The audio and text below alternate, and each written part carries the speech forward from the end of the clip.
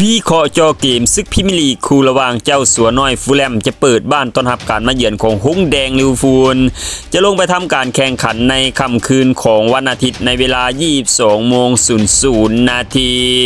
เฮดทูเฮดที่เคยเจอกัน5 นัดหลังสุดของคู่นี้เป็นทางฝั่งหงส์แดงลิเวอร์พูลที่เอาชนะไปได้2 ครั้งและเสมอ2 ครั้งและแพ้ทางฝั่ง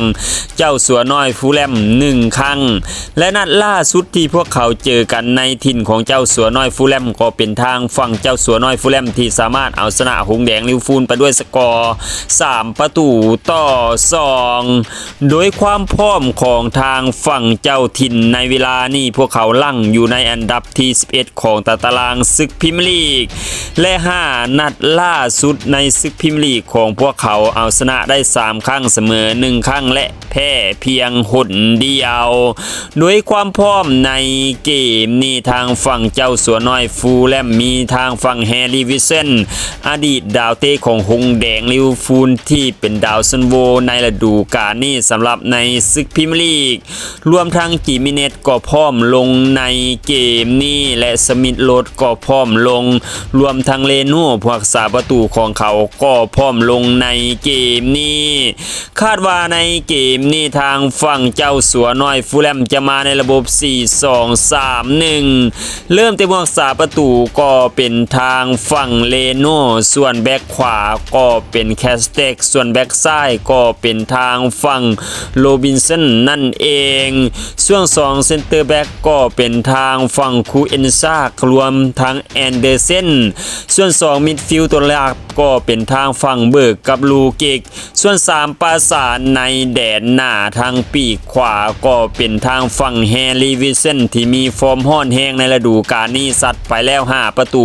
พร้อมทำอีก4 แอสซิสต์และปีกซ้ายก็เป็นทางฝั่งเควินส่วนตรงกลางก็เป็นสมิธโรดเฉพาะในหัวหอกตัวเป้าอย่างเจมิเนสในฤดูกาลนี้เขาสัดไปแล้ว4 ประตูและทำอีก2 แอสซิสต์นี่คือคาดการณ์11ตัวจริงทางฝั่งเจ้าถิ่นอย่างเจ้าสัวน้อยฟูลแลมส่วนทางฝั่งทีมที่มาเยือนอย่างหงส์แดงลิเวอร์พูลในเวลานี้พวกเขาลั่งอยู่ในอันดับที่4ของตารางศึกพรีเมียร์ลีกและ5 นัดหลังสุดในศึกพรีเมียร์ลีกพวกเขาชนะ3และเสมอ2และนัดล่าสุดพวกเขาก็เปิดบ้านเสมอกับทางฝั่งลีดยูไนเต็ดแบบไล่สกอร์โดยในเกมนั้นเหตุทำให้สาวกหงส์แดงลิเวอร์พูลผิดหวังไปตามๆกัน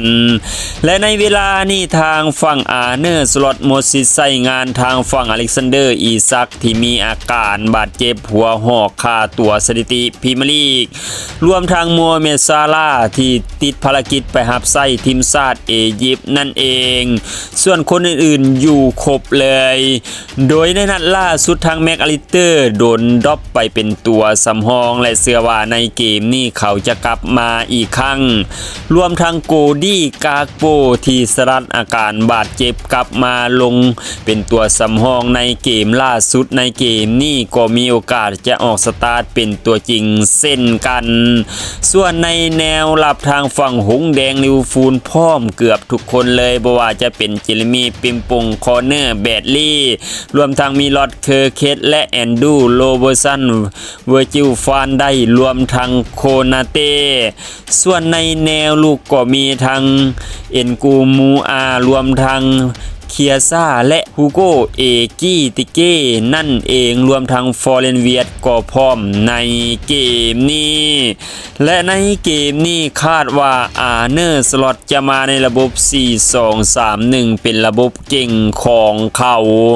โดยเริ่มแต่ผู้รักษาประตูก็เป็นทางฝั่งอลิสันเบเกอร์เป็นนายด่านให้ทางฝั่งหงส์แดงลิเวอร์พูลในเกมนี้ส่วน4แบ็คโฟของพวกเขาแบ็คขวาอาจจะเป็นทางฝั่งโคเนอร์แบดลี่ได้รับโอกาสก่อนเจเรมีปิมปงส่วนแบ็คซ้ายก็เป็นมีลอดเค อร์เคสมีโอกาสออกสตาร์ทเป็นตัวจริงในเกมนี้ส่วน2เซนเตอร์แบ็กถ้าบ่เจ็บถ้าบ่ป่วยแน่นอนต้องเป็นเวอร์จิลฟันไดจับคู่กับโคนาเต้ส่วน2มิดฟิลด์ตัวรับคนแรกก็เป็นทางฝั่งไลอันกาเทนแบกจะจับคู่กับเคอร์ตินโจนส่วน3ประสานในแดนหน้าในเวลานี้ปีกขวาตัวเก่งอย่างโมเมนซาลาติดภารกิจหับไส้ทีมชาติอียิปต์เชื่อว่าในเกมมีทางฝั่งอาร์เนอร์สล็อตจะให้ทางฝั่งโดนามิกโซบอตไลน์ลงไปประจำการในตำแหน่งนี้โดยนัดล่าสุดให้ทางฝั่งเจเรมีปิมปงแต่ว่าความอันตรายยังบ่เท่าที่ควรเชื่อว่าในเกมนี้จะเป็นทางฝั่งโดนามิกโซบอตไลน์ลงไปประจำการส่วนปีกซ้ายนี่น่าสนใจหลายเพราะว่าหลายนัดที่ผ่านมาทางฝั่งโกดี้กากโปมีอาการบาดเจ็บและในเกมนี่คาดว่าเขาจะได้ลงมาประจำการเป็นตัวจริงอีกครั้งหลังจากที่สลัดอาการบาดเจ็บกลับมาได้นั่นคือเป็นโกดี้กากโปประจำอยู่ในปีกซ้ายส่วนตรงกลางนี่น่าสนใจเลยเพราะว่าจะเป็นฟอเรียนเวียดก็น่าสนใจและเชื่อว่าในเกมนี่จะเป็นทางฝั่งแม็กอลิสเตอร์ได้ออกสตาร์ทเป็นตัวจริงก่อนส่วนหัวหอกตัวเป้าแน่นอนและในเวลานี้ต้องเป็นฮูโกเอกี้ติเก้เท่านั้นเพราะว่าอเล็กซานเดอร์อีซักก็ยังมีอาการบาดเจ็บและนี่คือคาดการณ์11ตัวจริงทางฝั่งหงแดงลิเวอร์พูลจะบุกไปเยือนทางฝั่งเจ้าสัวน้อยฟูลแลมในศึกพรีเมียร์ลีกนัดที่20ในคืนวันพรุ่งนี้นั่นเอง